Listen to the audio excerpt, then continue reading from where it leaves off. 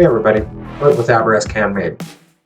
To get this circle jig started, we're going to need a sheet of 1/4-inch plexiglass. I got this one supplied by the local glass company, and it measures 9 by 36.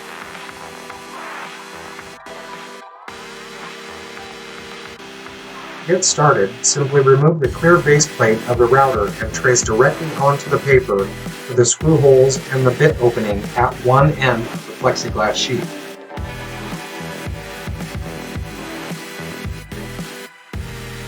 After marking out the location of where the router is going to mount, I then remove some excess material from each side of the remainder of the jig. Once we have the shape of the jig laid out, we're then going to want to go ahead and mark out our measurements for the circles. These are going to be radius measurements from the closest point on the router bit itself. Mine range from 12 inches all the way up to 60.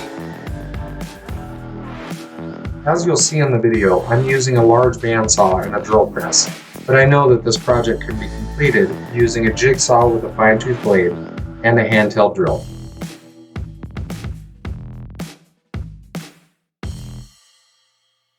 We can see this thing start to take shape as we take off all this extra material. I ended up with about a 9-inch round for the base plate of the router. We're going to want to use this rounded shape to avoid any catching or gouging on our workpiece. Now we're going to want to take our piece over to the drill press and drill out all our measurement locations. Remember, these are radius, so if you want a 60-inch table, you're going to have a positive stop at 30 inches. We're going to want to flip the piece around and drill out for the router base attachment. These holes are fairly critical, and you want to make sure that you get them as close as you can.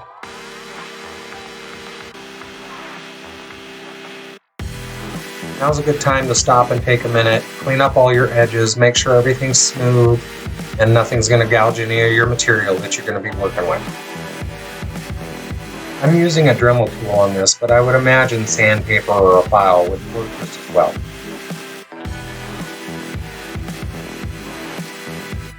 To create the center hole for the router bit, we're going to use an 1.5-inch hole saw. Be sure to run your drill in reverse and come from both sides to avoid chipping it.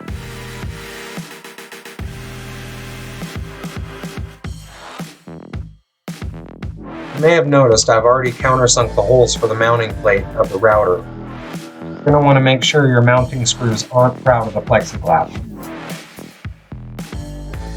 I really like using this clear material. You can see everything, you can see if anything gets underneath your jig. It's just another level of reassurance while you're working.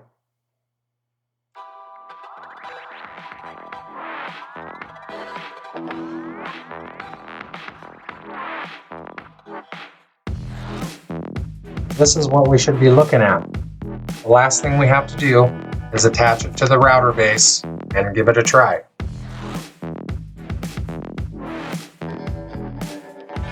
We just happen to be working on a table that we can use this thing on. This is an Elder and epoxy table.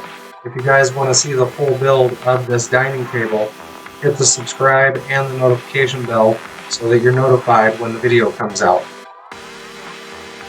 I honestly will never make another round table without using this. I did a 1/2-inch straight bit and completely cleaned off the sides, no saws or anything. And then I put my 22.5-degree chamfer bit on it, ran that thing around a few times. This has got to be the least stressful round table I've ever made, and all for 30 bucks. This thing's large too, it'll go up to 60 inches. Again, like I said, it's great, I love it. If you guys have any questions about it, message me. I'm happy to give you any information. It was super simple, and I think you'd love it. Like I said, I'll never make another round table without using this $30 jig that I made. Let me know.